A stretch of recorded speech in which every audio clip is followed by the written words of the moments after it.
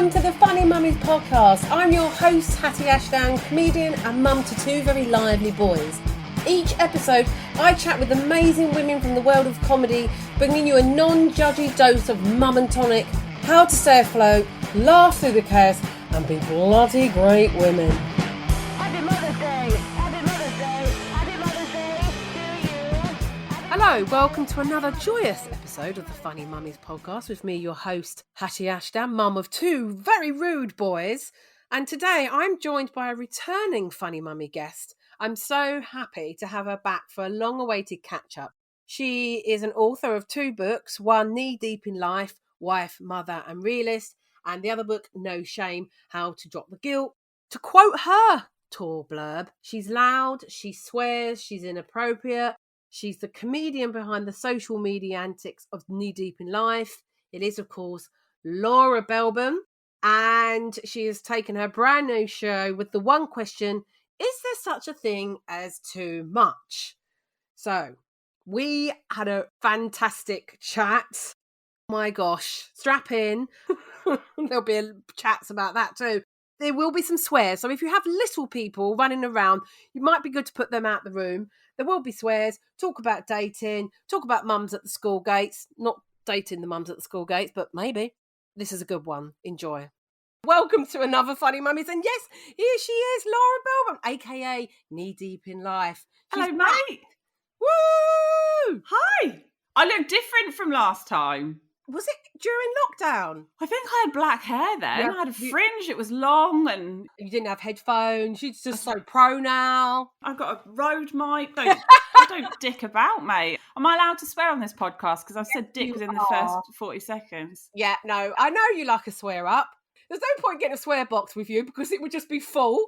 It would be. My kid said to the other day, but Mummy, you swear too much. Do you swear in front of your kids? You know what? Weirdly, I think people think that I swear to my kids and around my kids, and actually I don't. But if I'm in the car, I mean, they've obviously heard me swear. I'm a lot more careful around them than I would be around anybody else. Yeah, But if I'm in the car and someone's pissed me off, mate, they're going to hear it. Yeah, that's what I mean. I didn't mean I'm going, you little... to my Yeah, but I think people think that's how I speak to my kids, and it's like, I don't do that. I don't speak to my children like that. Annoyingly, I've had so much therapy, I know that that's quite abusive, so I tend to not speak to my children that way. Yeah. Always one of my favourite things, seeing a woman in a supermarket to a kid going, stop fucking swearing. Yeah. Like, yeah, I wonder where they got it from. You shouldn't be fucking swearing. To be fair, though, obviously I've got a teenager and then I've got a child. You know, they're 9 and 14, right? Both boys. They're both boys. And also I'm quite open and honest. And like I've said, I've had so much fucking therapy, mate. So I'm really open and honest. And like I've said to them, at the end of the day, you're at an age, you do know what words are socially acceptable and what words aren't. Exactly. You are going to potentially use those words. And if you do, I can't sit here and tell you you shouldn't, because you know that I use them. Yeah. But just be mindful, if you do choose to use them, the environment you use them in, because if it's around other adults, you might get in trouble. But also, at 14, I used to say the word fucking after every other word because I used to think I was so cool for being allowed to say it. Yeah. Oh my God. My eldest son, he does swear, and I think it's fine. If he was a crack den addict or he was selling heroin, I'd have worries, I'd have concerns. But ultimately, if he's going to say really fuck in front of his mates or show his middle finger, I'm all right with that. Well, I'm glad we've cleared that up. She's not teaching her kids to swear. As long as they know not to tell the headmaster to F off. Yeah, exactly. You just got to know where to say it. Unless it's the last day of school and he was a complete prick. Exactly, yeah. Just tell him to fuck off. This is like a kind of like yes or no, just to warm us up and get us in a silly mood. Because we're both going through a bit of a time. And sometimes it's good to be a bit silly. So these are just like yes or no answers. Okay. They're just really stupid. So are you jeans or are you leggings? Leggings. Do you like plans or surprises? Surprises. Books or movies? Movies. Time machine or magic wand? Oh. It's a hard one, isn't it? Oh, God. But if you had a magic wand, could you not create the time machine? Yes! Magic wand. If there was a point for these, I would say, whew, whew. Last one. I think I might know the answer, but clean as you cook or clean up at the end? Clean up at the end, mate. I know, me too. Clean as you fucking... I'm telling you, if you were to see what I'm looking on my breakfast bar right now, it's fucking disgusting. You're trying to get humans out of a house Yeah. who, by the way, have zero concept of time or just shit. Yeah. Oh, it's so stressful. And like, I get back from the school run and then I'm like, oh yeah, now I've got to try and fucking work. It's a lot. Being Yeah. a single parent is a lot. It is a lot. I do have a few friends that I've watched them, and this was when I started to realise, and I know you're ADHD as well, and all the best people are. Aren't And this was when I realised, oh, maybe I'm not like other people. Was watching my friends loading the dishwasher, unloading as they're talking to me, making lunch, just like a machine. And my friends come round, I just like stop. I love that though. Yeah, I just Why stop. the fuck would you want to be doing shit? You're meant to be enjoying that person's company. That's nothing against my friends if they are listening. I'm not saying No, they're rude. yeah, They no just can't judgment. help it. That's their thing. But yeah, I can't do it. But I wish I could be a bit like it because I've got a kitchen now that's a complete mess. But Yeah, same. anyway. I am one of those people where it's like, I'll do nothing and then it will get to like 10 to 5 in the evening and it's like, Yeah. okay, I'm going to get everything done. And like, I'm like, engine and I'm revs woken up. up. Yeah. The engine revs up. Did you get actually diagnosed then, or was it something your therapist said? No, so I went to a psychiatrist and I got diagnosed with ADHD probably about 3 years ago. But the thing with me, I have complex PTSD. And complex PTSD and ADHD, if you were to look at them as a brain scan, they have the same type of brain. So I Right. have like sort of complex childhood trauma, basically. Right, okay. A lot of people don't know what complex PTSD is. So it just I've never heard basically of it. means, it just basically means you've had a fuckload of trauma happen to you. It's the way that if you have trauma in childhood, obviously your brain develops so excessively in those sort of fundamental years. Yeah. But the one thing that I'll say to you in the type of therapy that I've been doing this last year, which is called IFS, which is called Internal Family Systems, is actually my ADHD symptoms have lessened significantly. ADHD, complex PTSD symptoms of I'm not medicated for ADHD either. Okay. So it's really interesting, actually. And I'm not saying that I negate the fact that ADHD is an actual thing, but I really do strongly think that a lot of symptoms, I can only speak for myself, are definitely complex trauma. And I think that the blanket of pharmaceutical companies and doctor surgery, and I'm not qualified here, mate, I'm a fucking comedian, all right? I didn't go to university. I personally see it that a lot of people that are diagnosed, often I wonder if they were to go to any form of like in-depth therapy, whether they would uncover the fact that maybe it's not ADHD and it's complex trauma, because I definitely feel that's the case for me. Okay. But it doesn't change the symptoms. It doesn't change the way your brain and body works. And I found it really fascinating, like really fascinating. And the type of therapy that I've done, like, you know, there's I don't know if you've seen like the time lapse of somebody in therapy as they heal trauma of their brain. No. And it literally shows the neuroplasty of the brain developing neural pathways, and you watch it happening and it all knits together. And basically it is to say that you're never too old to change, and you're never too old for your brain to overcome and learn and develop. And I find that fucking incredible. And I know that the person I was a year ago versus the person I am now, I don't know. It's like I don't know how to describe myself. I just feel different.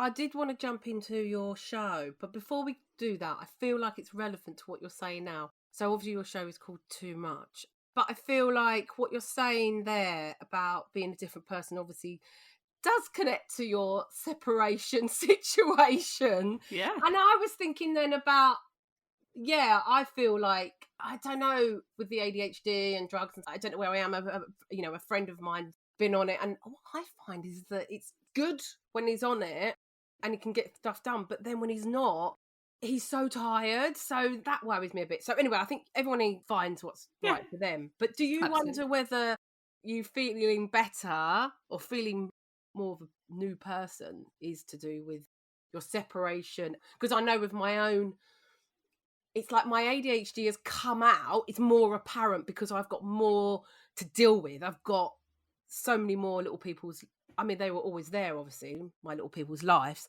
but it feels like they're really on me now. So it's come out more, but I'm not embracing it more, but just owning up to it. And God, I'm really waffling because I don't know what I'm trying to say. I think what you're trying to get at is like, now that I've separated from my husband, which obviously has not been public, but my marriage I'm trying to previously be was. very careful, and you did do a wonderful statement on Facebook if anybody wants to go and Yeah, read you it. know, like at the end of the day, I will never share the reasons for the separation publicly to protect my children more than anything. And they're always going to be more important to me than my public image. That's the long and the short of it. Yeah. But I think that what I can say is that I am able to live more authentically for who I am. For the first time in my life, I'm actually really me. And I think that because I've done so much inner child work, there's such a significant link between listening to it inner child and being able to be with the wounded parts of you, like the exiled parts, the parts that you don't really want to be with because they feel painful or they feel difficult, or you want to not acknowledge the fact that they exist. Like all of that, I think I've learned, and it's taken a long time. And I think people forget that it does take a long time to heal. I think through learning to be with all of those parts of me and really listening to what I need and what I want has been the biggest shift in my life. And it's also been the biggest lifesaver, I think, because I truly do value the fact that I am doing something for the first time in my life solely for me, and that is actually benefiting everybody around me for the better, because my children have got the mum they deserve, and I feel happy and I feel free. I think that we can all assume that we know what goes on behind closed doors, but we don't. My relationship, it was always very much like, oh my God, you're couple goals. And I always used to say, no, we're not. Yeah. We're not. And I really hate that narrative. And I really hate the way that social media continually plays into this idea, this narrative about what perfect is, because you don't know what goes on behind closed doors, and you don't know what is happening, and you have no idea what someone might be going through. It doesn't necessarily mean you have to be nice to everyone, because I also think that narrative is bollocks, because there's some people that I just can't fucking stand. Yeah. And I'm just never going to want to spend time with them because I think they're dicks, and that's all right. And that's fine. Move on, isn't it? Some people are not like you, and you just move on. So let's get to positives then. So I was thinking about this because people always say to me, like when I have a bad day, they'll go, look at what we have got, not what you haven't. Or what have you gained? I mean, I remember when one of my really good friends said to me, first of all, bless her, she went, right, is there a little old black book we can get out? Is there anybody you want to shag that you never shagged? I love it. That's so good. And that was good because it was suddenly like, oh yeah. Yeah, I can do that now. There's all those things. It's not just that I have full control of the remote control. And I mean for the TV, by the way. Or any other remote control you might have. It's because I've got you on. I just... Because I was saying off air that I can't find the charger to my vibrator. Which is devastating. It's devastating. I've gone in every drawer. Can't find it. Well, obviously, because we're literally just about to move, so I've been doing loads of tip runs and stuff, and the drawer underneath my bed is just it's just a drawer of filth, basically. So I went through it the other day. All the bloody boxes for all the vibrators I've got, and all the vibrators that I've got that I don't like, but I've kept because it's like this weird fucking token of appreciation for it being near my vagina. And I bin bagged it, and I just thought, I'm going to go down the tip, and I can fucking guarantee that that's going to be the bag that rips as I walk to like throw it into it didn't, luckily. Is there anything, Laura, that you feel like, I mean, I think I know what you're going to say, but that you can now do and you couldn't do before? I mean, I know there's a lot of things. I'm going to say that, yeah, just feel free. I feel like that everything is possible, you know? And also, obviously, I am just about to go back out on tour. I'm very aware of the fact that I cancelled my tour like last fucking minute. And I think the problem is as like everything, mate, which you'll really appreciate, people don't know what goes on. They don't. They do not understand. Sometimes things happen and they're sent to fucking test you. So I appreciate the fact that there's probably a lot of audiences out there that would have come to my show that have gone, we're not fucking taking a risk on her. And previously that would have fucking killed me. But now I'm like, you know what? Don't worry. I'll just prove to you the fact that I can fucking do it. And actually it is different this time. And if you don't want to believe in me, that's fine. But guess what? I fucking believe in me. So that's all right. You've got a calmness then. You've got a calmness inside that's like, It'll be all right. Be all right. I keep quoting this all the time. You can't say the wrong thing to the right person. No, you can't. I think that applies in terms of your audience and your crowd. The right people will stick by it and the rest can jog on, mate. Yeah, and also it's okay because my comedy career is not going anywhere. I'm not going anywhere. Like, fucking hell, the amount of times that I should have been sent under and I haven't. So I'm not going anywhere. I have no plans to go anywhere. And if it takes people 6 months, 7 months, 2 years, or never to think, actually, I will go and see her live on stage, that's fine, because there's other people that will. So I'm making peace with the fact that what I did last year was the right thing for me, and I'm exceptionally proud of myself for that. Yeah, don't worry about it. Move on. Move on. Hello, you're listening to the Funny Mummy podcast. Can I have a snack now? We have to give her 2 minutes of fame. It's my sister with Mum Watch. I don't know about you, Laura. Do you watch a lot of telly? I watch Netflix, really. Yeah, that's still telly, I guess, and it's streaming. I mean, it's not back in the day telly, is it? It's not BBC One, BBC Two. We would often give each other recommendations. I think because a lot of mums are all knackered, but you do want that sort of time out. It's that thing of like, why do I stay up till 1 a.m? when really I should go to bed? The idea is to save people time. Oh, I love it. It's not relevant stuff. That's my remit for her. I don't want like Britain's Got Talent or whatever, because we all know about that. It's stuff in the deep archives of Prime. Yes, fucking love it. Let's listen to Mum Watch. Oh, hello, Hattie. Got one of my reviews for you. And I'm following a bit of a theme today.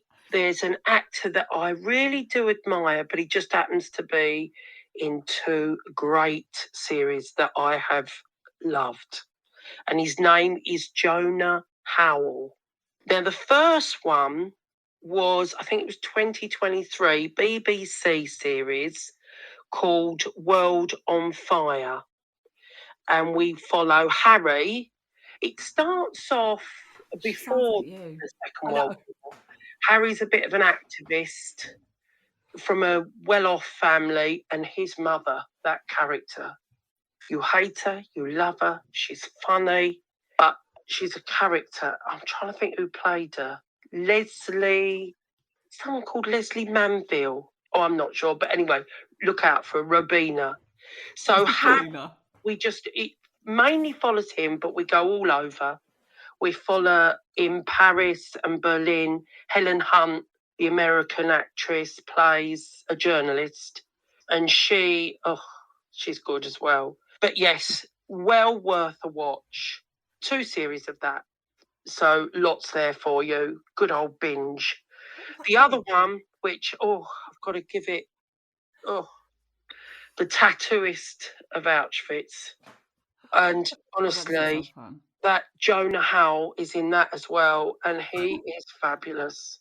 The Holocaust is a horrendous subject, but the fact that this is a true story, Lally wrote the book after, well, I won't say because I don't want to do a spoiler, but he decided to write the book years after the war was over. He was in his 70s, and he meets with a woman called Heather, and he tells her the story. But the series called The Tattooist of Auschwitz, which is on Sky, I don't know if you can see it anywhere else, is from the perspective of, we watch Heather's interviews with him, the meetings about his story, and then it flashes back to what happened.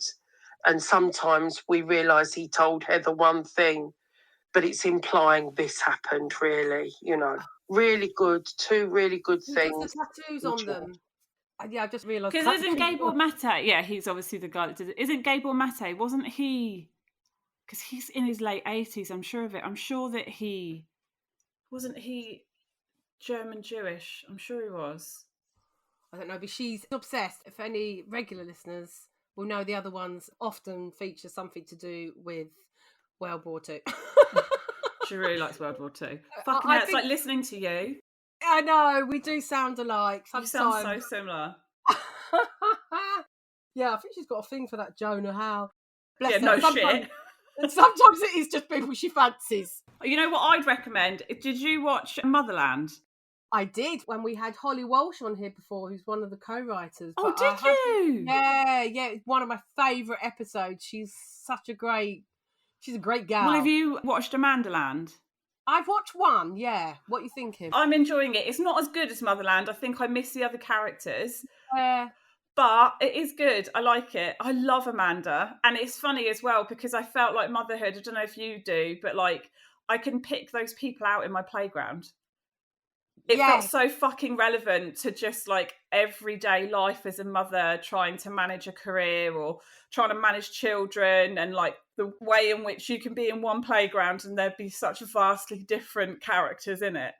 I mean, I know you made a joke before about like, I'm the mum you don't want to lock eyes with in the playground. Yeah. I mean, I can't imagine. I mean, everyone probably knows who you are now. Yeah, they do. I think the thing that's probably reversed, probably for me in more recent times, is I'm now the one that won't like lock eye contact with anyone on the playground. I'm so over the bullshit. I don't have any room for it. I'm bullshitted out. I used to be such a chronic people pleaser. I'd be like, oh, you have to speak to them. And now I'm like, no, I just don't like you, so I'm not going to. And also, I've taken a piss so heavily out of the mums in the playgrounds that I'm pretty sure that they know not to talk to me anymore anyway. And it's very surface level, and I'm okay with that. I can't be doing with the bullshit. I just can't. And there's some mums in the playgrounds that are just cunts. And I think, I don't want to waste my time. Why would I want to do that? Because invariably what you're going to do is make me feel like shit.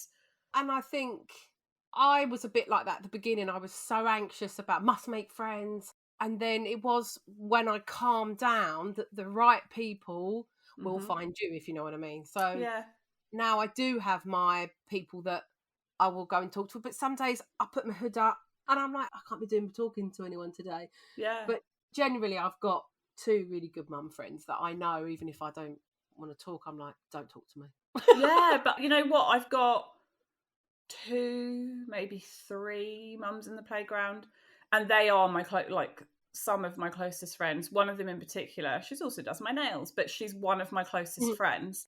I adore her, and I don't know, maybe it's my age where I just think, why the fuck do I want to make friends with someone when I already have great friends? The applications have fucking closed for my best friend. Like, I've already got them. However, though, would this bother you? I don't know if you have the people that you see probably every day and you just go, hello. And some people you might not actually never get further than going, hello, or morning. And there's one woman on my street, and she lives on this fucking street, and she will not have eye contact, a smile. I have tried everything. Be my friend. I'm just like, you literally live opposite me. You have a son. You go to the same school. This is going to be awkward otherwise. We're going to see each other every day. And I did just give up. But every now and again, I see her and I really just want to get a fanfare and a trumpet out when she goes past. Go, like, just to annoy her. Just be like, just smile. Yeah. Just acknowledge my fucking existence, man.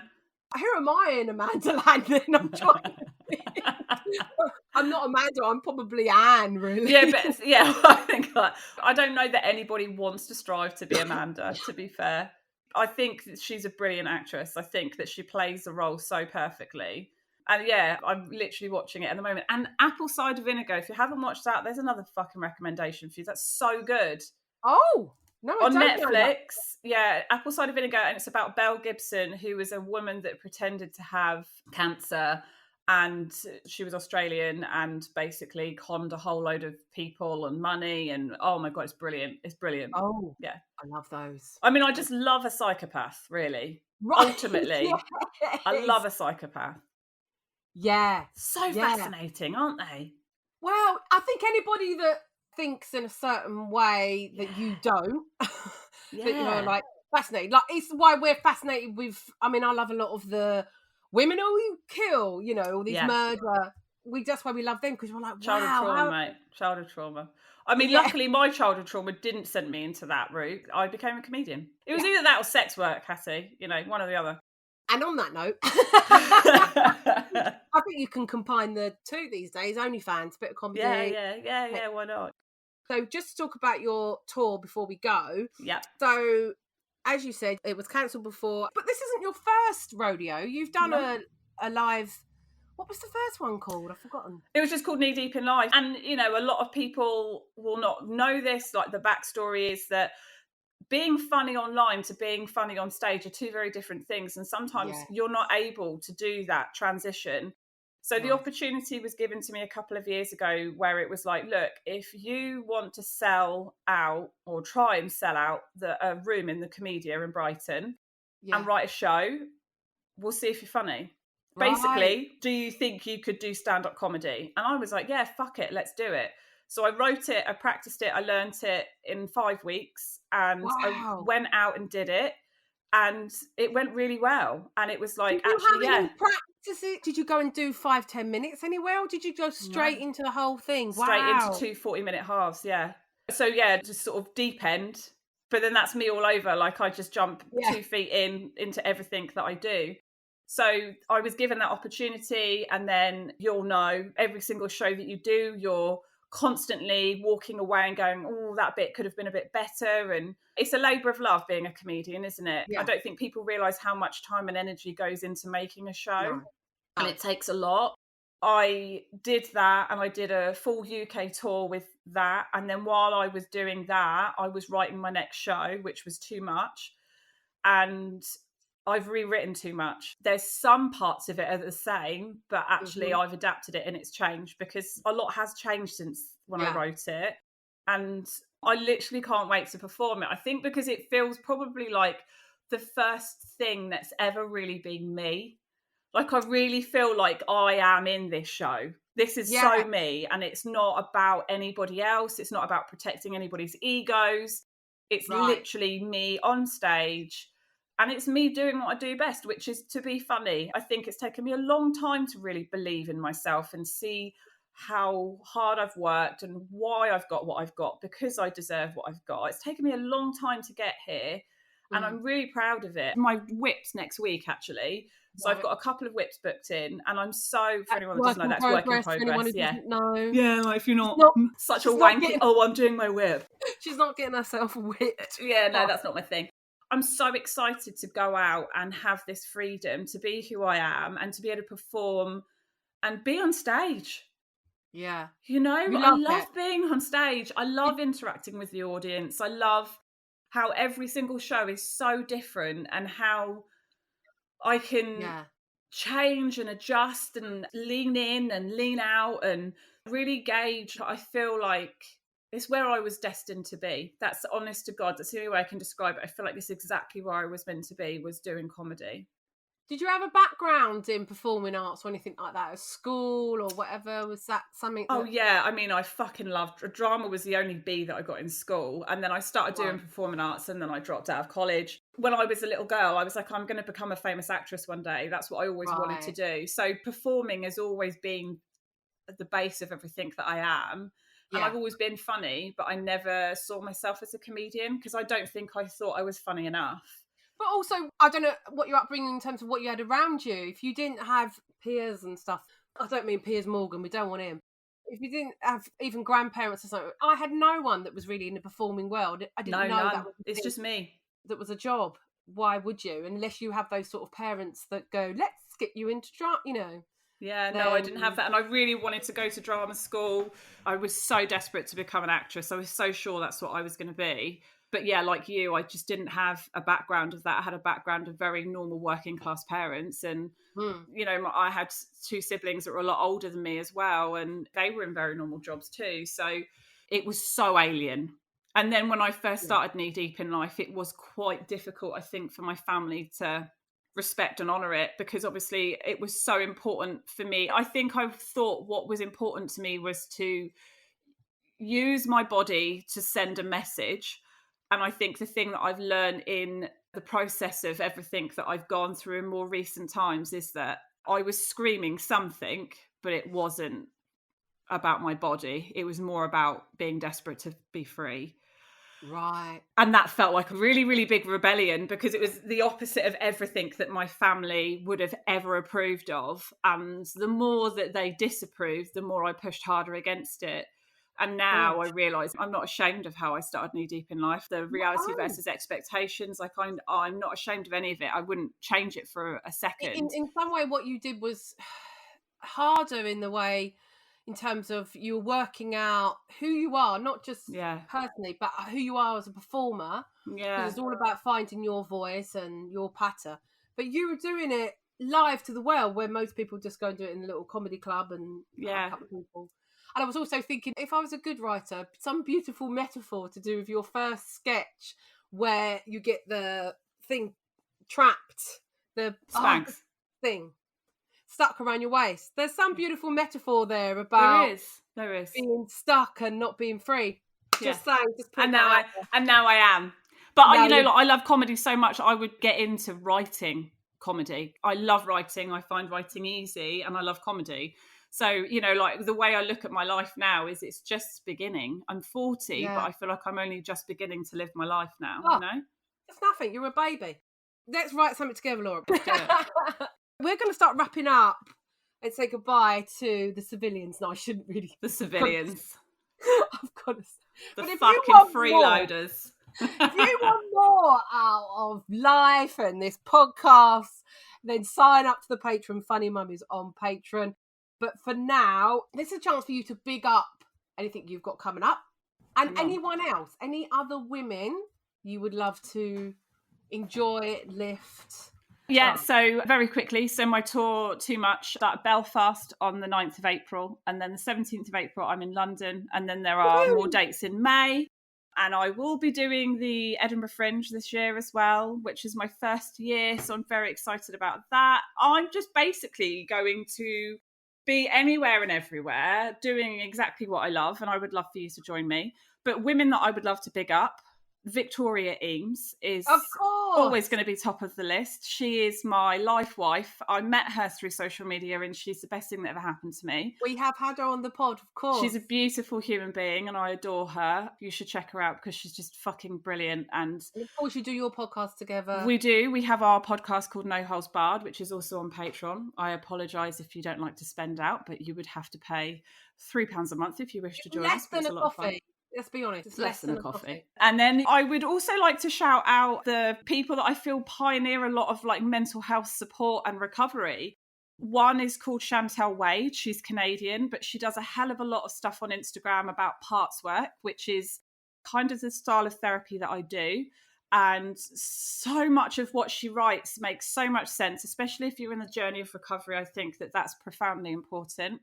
The holistic psychologist, Nicole, she is incredible. She is another person that talks so passionately about recovery and how healing is possible. And I think that when you are stuck in abusive situations, it can feel like it's never ending. And I think it's important to know that there are people out there that can pioneer hope. So those are two women off the top of my head. I personally find that social media can be a bit convoluted with regards to comedians because some of them are cunts in real life, Hattie, let's be honest. I'm sure you've come across some. I have too. So I don't necessarily have many relationships really for me to be able to support, love or honour because I don't know that many. But another one that I adore and I think is fucking brilliant. And the first time I saw her was when I went to go and see Celeste Barber, and she was the warm-up act. And to be honest with you, I could have quite happily sat and listened and watched her all night long. Her name is Esther Manito, if you haven't heard of her. Oh, yes, we've had Esther on. Yeah. I love Esther. Yeah. I absolutely adore her. I think she's fucking brilliant at what she does. And knowing how she went into comedy and how she's crafted her career, in my opinion, I find her so inspiring and I really look up to her. So she's another comedian to just look out for and massively support and send so much love to. Perfect. Thank you, Laura. For everyone else, we'll say goodbye. Everyone else will stick around. We might have a little dating chat. Maybe, a little bit. Just a little bit. Maybe. Tiny. Bit. Just the window shopping. Thanks very much for everyone for listening. Keep listening, keep subscribing, keep sharing. See you over on Patreon soon. Thank you very much to my wonderful guest, Laura Belbin. Thank you very much for having me. Yay! Thank you. I've been Hattie Ashdan, and thank you to my producer, Natalie King.